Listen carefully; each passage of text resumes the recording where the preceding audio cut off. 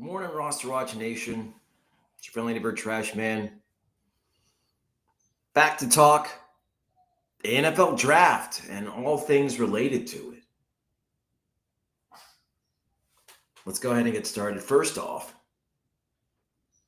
kind of indirectly related to the draft, but still related. The Steelers have signed Jaylen Warren to a 1-year, $5.3 million contract.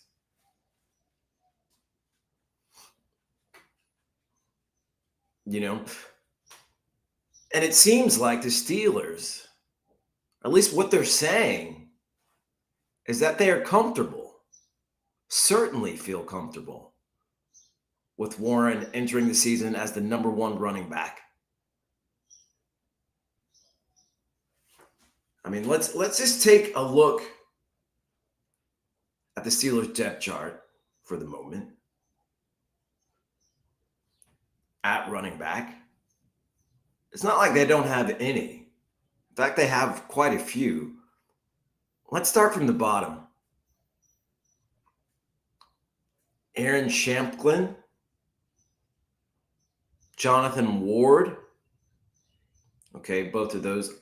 Neither of those I've heard of. Evan Hull, okay. I have heard of Evan Hull. I remember Evan Hull in the pre-draft in the pre-draft process, rather. Hull wasn't terrible. Cordero Patterson, okay. Starting to get into the realm of the known. Cordero Patterson, always a danger to take it to the house. Then we have Kenneth Gainwell, who the Steelers acquired earlier this offseason, free agency. And then Jaylen Warren, number one on the depth chart. This has to be one of the more underwhelming backfields in the league right now. I mean, and honestly, looking at their other skill positions, it doesn't get much better.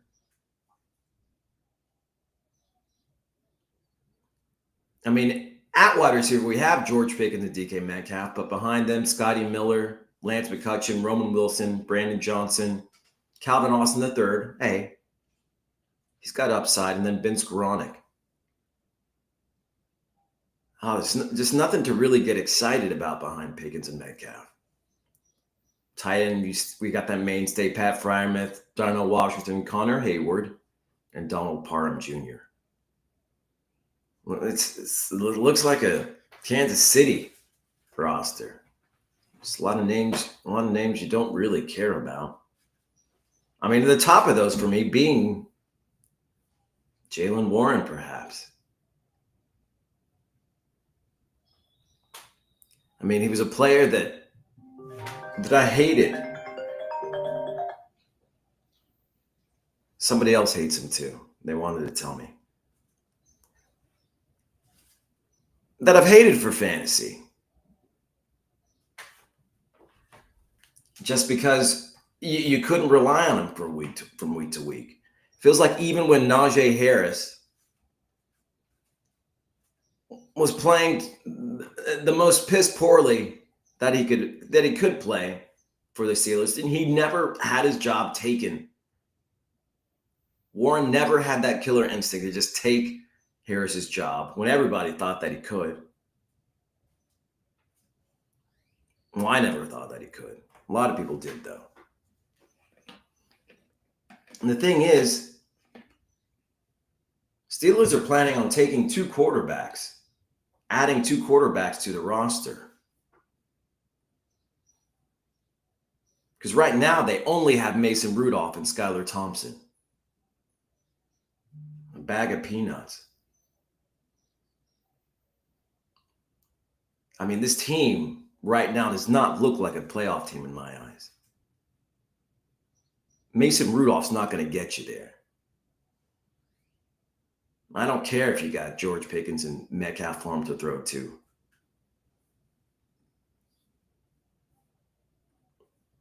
Jaylen Warren as your number one running back, they have to add somebody in the draft don't they?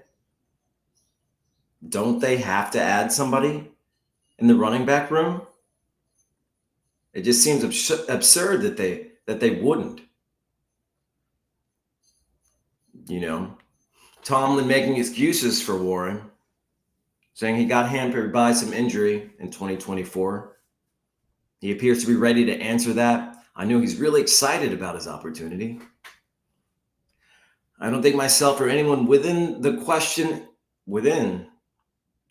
his talents in regards to managing the ability to manage potentially that role. I don't understand what that means. I don't know. You have to rearrange some of those words for me to get that. The Steelers have brought in 9 different running backs for top 30 visits prior to the draft. I mean, I guess it looks like if they don't get one of the guys they're high on, they're happy to roll with Jaylen Warren as the number 1 running back going into the season. And if that's the case, where are we taking him? Are you going to reach for Jaylen Warren in redraft leagues? I'm not.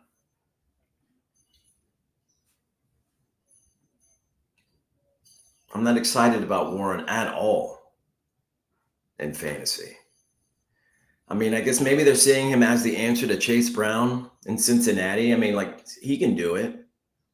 He can be a back we never intentioned to be a starting back and run with the job. But I don't think Jaylen Warren is Chase Brown. I don't even think Jaylen Warren is Jaylen Warren or who they think he is. I think the Steelers will rue the day they don't take a running back in the draft.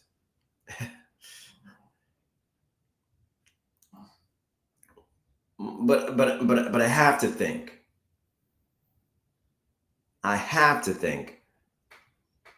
That they're going to add they're going to add a Trevion Henderson or Quinshon Judkins or Omarion Hampton. You could even get a Dylan Sampson. There are a lot of good running backs in the draft. You have to think they take one of them. I just don't believe that the Steelers would be fine with Jaylen Warren as their top back. I mean, maybe these are words of encouragement. Get him to sign. That seems more like it to me. Yeah, you're going to be our starting running back. Now sign this dotted line.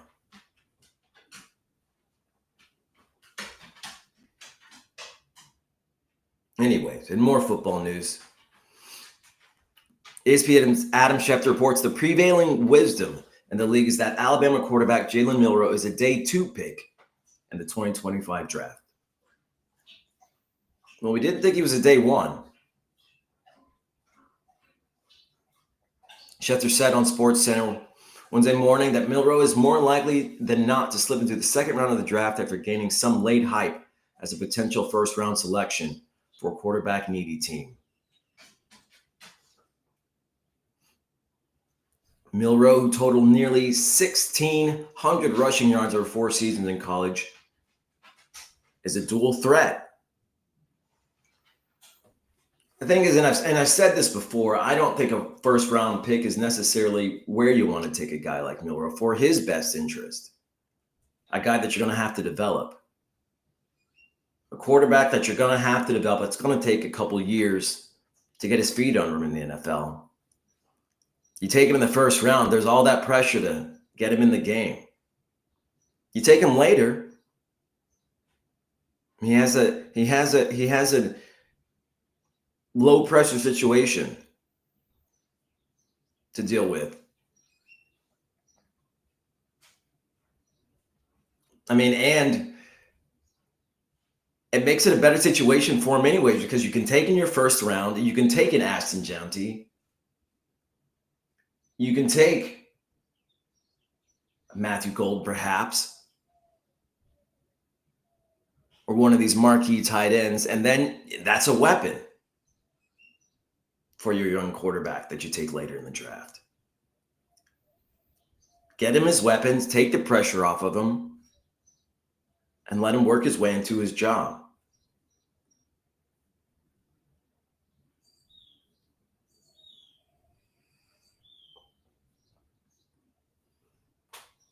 The Steelers, who have the 21st pick in the first round, are unlikely to take Milro. They're unlikely to take Shedeur Sanders. Word is they don't like him. But they still plan on taking 2 quarterbacks in the draft. I wouldn't be surprised if they take him in the second round.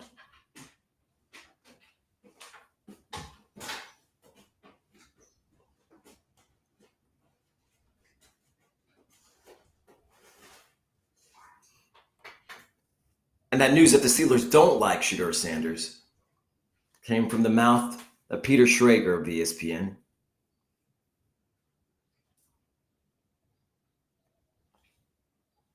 He said some sources have told him the team is not all that interested in him, and that the Steelers have other needs to address in the draft, including defensive tackle and running back.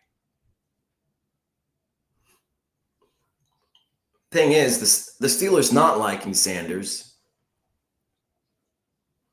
I mean, that basically puts him out of the first round, puts him out of first-round contention.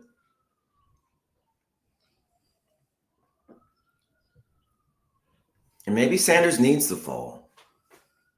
Maybe it needs to be a kind of situation that I just spoke of, where a team takes him later, gives him some time, and doesn't feel all that pressure to succeed in year one. You know, there's nothing that a first-round pick really does for the player anyways. I mean, I guess it potentially gets them more money. You know, but a player, if they do well enough as a rookie in their first couple of years, they're going to get enough money in their second contract anyway. And really, they want to see if Sanders can last through his rookie contract. I think that'll be the test.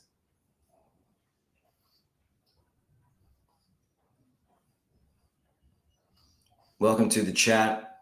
Applied Literature. Trash man. I meant to bring this up yesterday when you were talking about the Jags. Are we not giving the younger Etienne enough attention? He actually looks really good, but he gets no talk. He gets talk, but there's just so many potentially good running backs in this draft.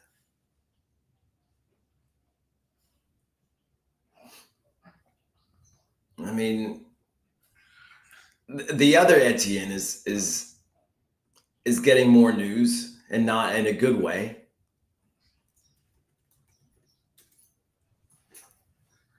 I like the little brother.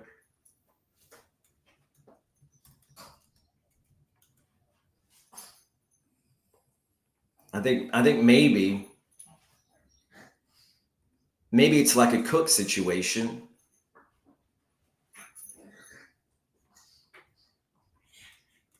You know, you have Dalvin Cook and then James Cook.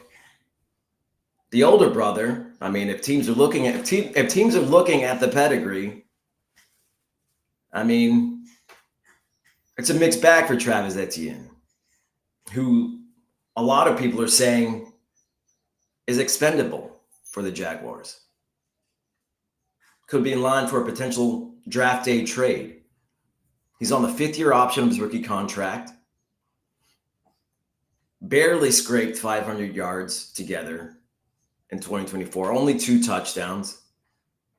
He did have a pretty fantastic 2023 season, 1,000 yards.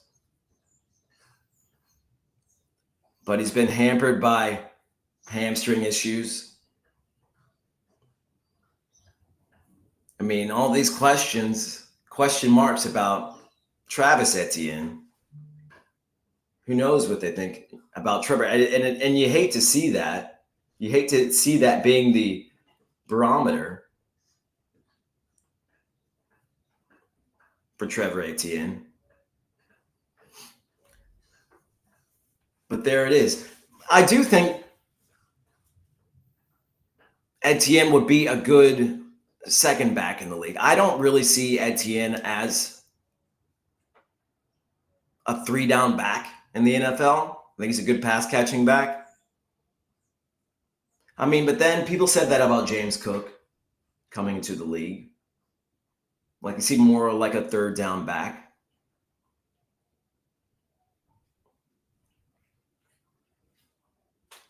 But 3rd-down backs, as we've seen in the case of like a Chase Brown and Jaylen Warren, are guys who are projected to be 3rd-down backs, can get opportunities to thrive.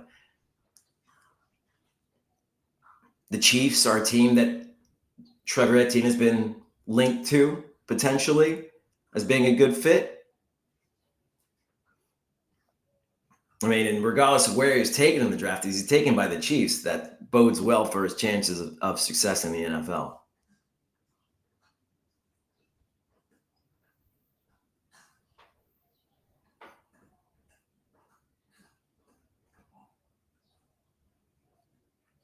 Applied literature says the Cook situation is a great comparison.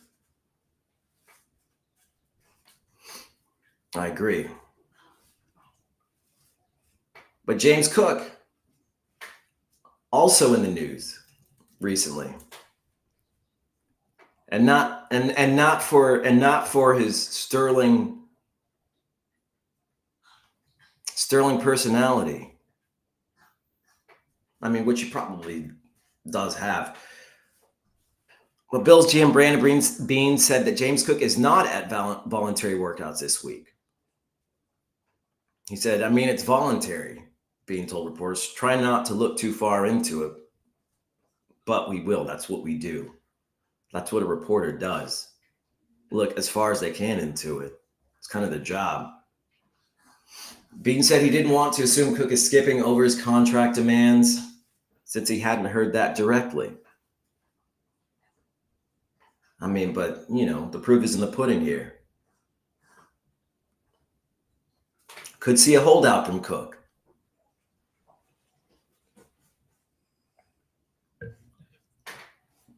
And if we see a holdout from Cook, we could see the Bills taking action in the draft potentially, if they think that's an option. I mean, in the backfield right now behind him, they have Ty Johnson, Ray Davis, who we like, Darrington Evans, who I don't know anyone really likes, and Frank Gore Jr., who I did like at the Shrine Bowl last year. Frank Gore Jr. And yes, that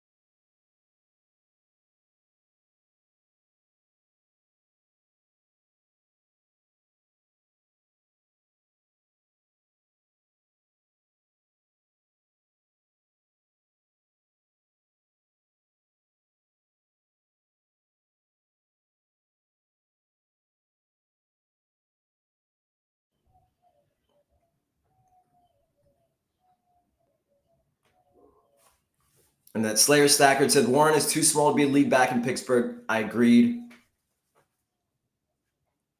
The Steelers have to take it back in this draft. I think they said what they said to get the job done. To get him to sign for $5.3 million.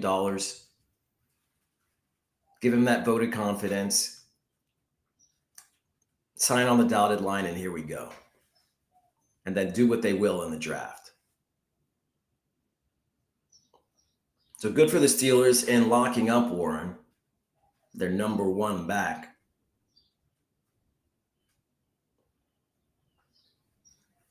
But I think they will take someone in the draft, along with their two quarterbacks, allegedly. The Chiefs conducted a virtual pre-draft call with Ohio State running back Jalen Henderson. The Broncos and Steelers have expressed interest in Henderson, and now the Chiefs are in the mix. Henderson, one of the more dynamic backs. Well, one of these backs who is built like a three-down back. Well, no, like a third down back, but it's produced as a three-down back. 3,700 yards, 42 touchdowns while at Ohio State. Went over 1,200 as a true freshman, scoring 15 times. I mean, the Broncos, Steelers, and Chiefs, those would be great offenses to join, potentially. Not the Steelers, not so much. I mean, it would be a short road to victory for Henderson if he landed in Pittsburgh. He would be the de facto number one coming in. Forget what they've said about Jaylen Warren. Same with the Broncos.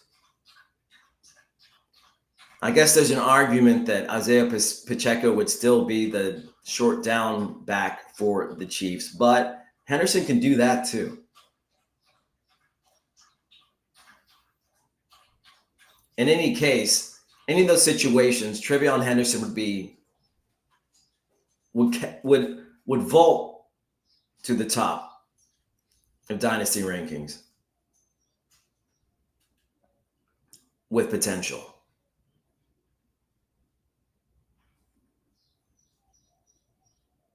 Slayer Sacker said the Steelers like DJ Giddens.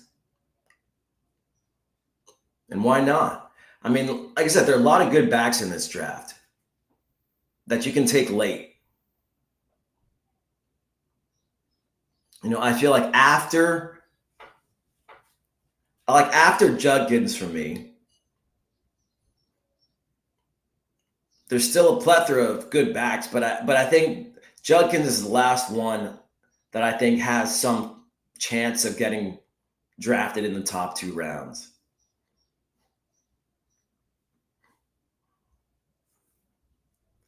In the first round, I mean, there's only Genty, there's Hampton, and maybe Henderson.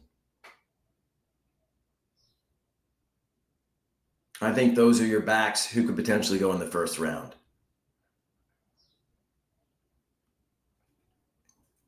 After that, a lot could happen.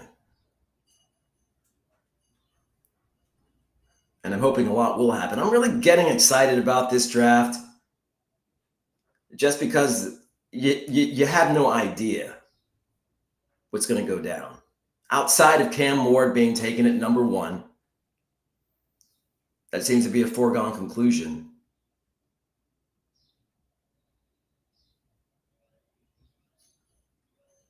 Don't really know what's going to happen. Don't even know if for sure the Browns are going to take Travis Hunter with their first pick.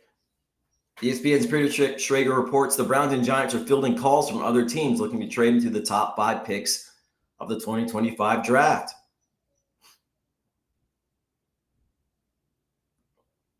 Schrager reported that the teams reaching out to Cleveland and the Giants are looking to trade up to the number 2 or 3 in pursuit of Colorado two-way star Travis Hunter, Penn State pass rusher Abdul Carter, or Boise State running back Aston Genty.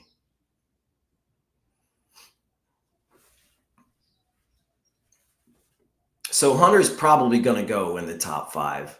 I don't know that he'll go and pick to the Browns.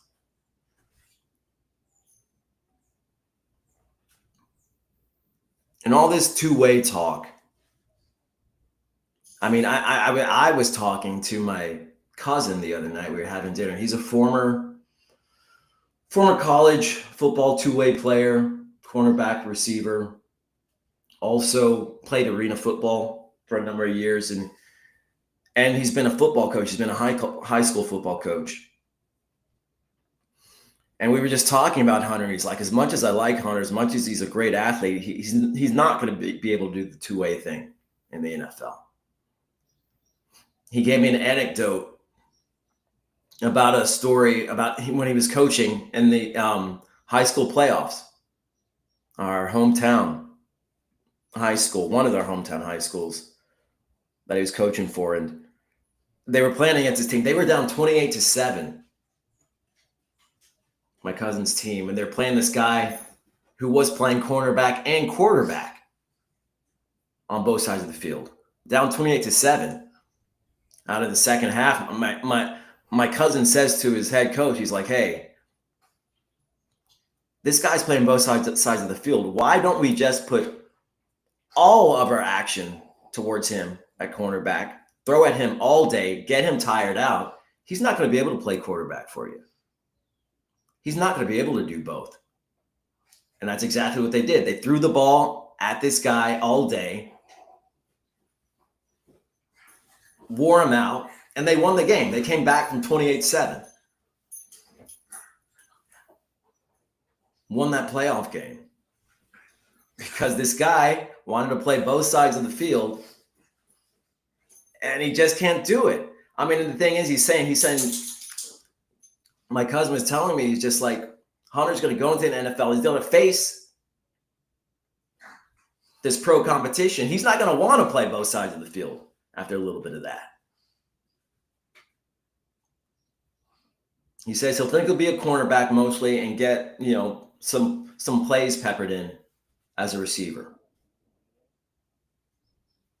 But the idea of him being a full-time player on both ends of the field is absurd. And it makes sense.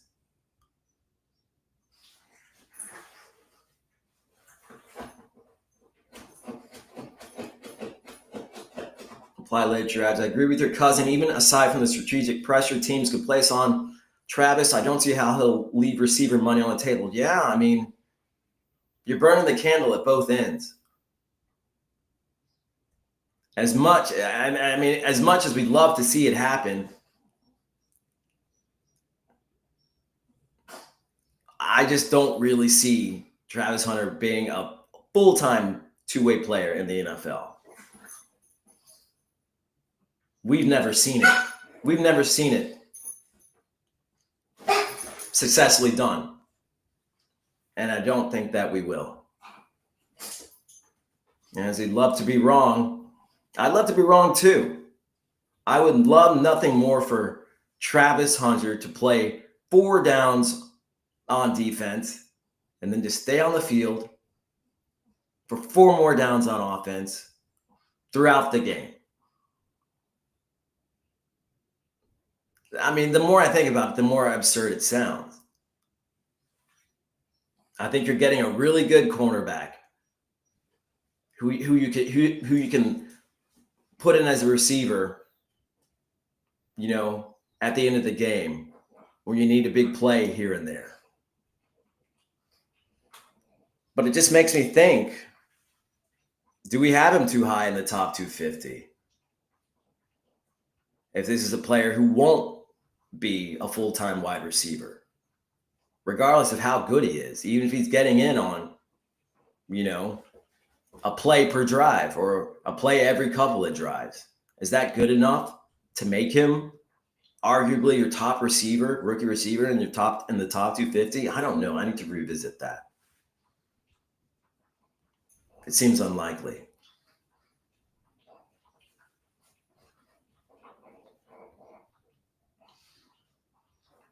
Steelers head coach Mike Tomlin said Aaron Rodgers' availability will not affect the team's draft strategy.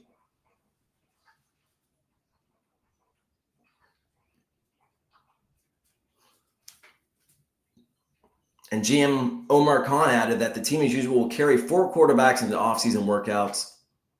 All options are on the table to acquire those last 2 quarterbacks. Like I said,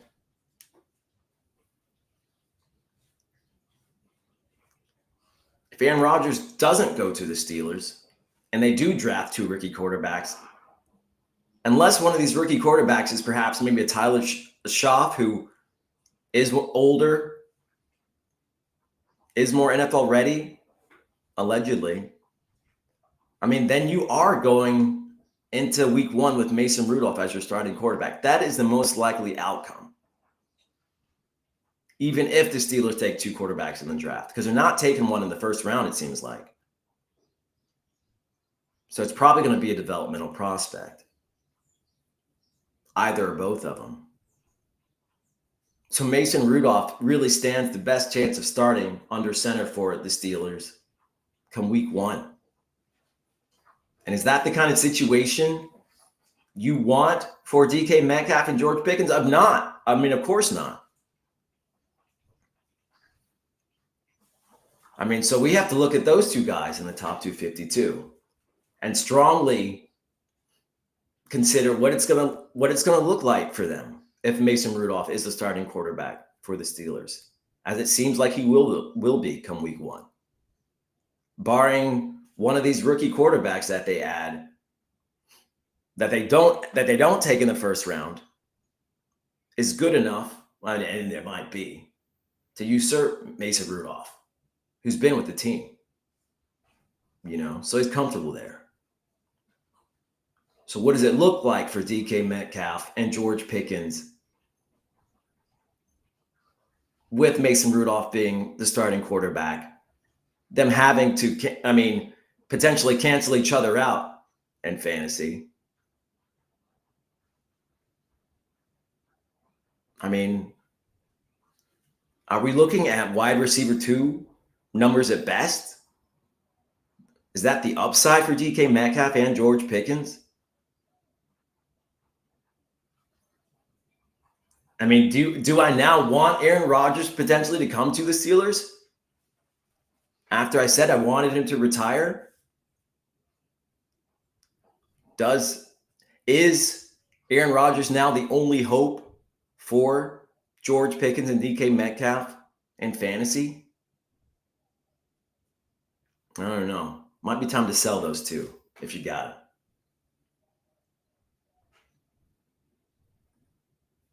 Stay tuned for Alex and Cody. More football talk, more draft talk. Cody is in sunny Florida, I think, already. Prepping for the draft. Make him send you some pics. Until then, this has been the Trash Man on behalf of RosterWatch.com. Be ready. This is Anthony Richardson, and you're listening to Roster Watch. This is AJ Brown, and you're listening to Roster Watch.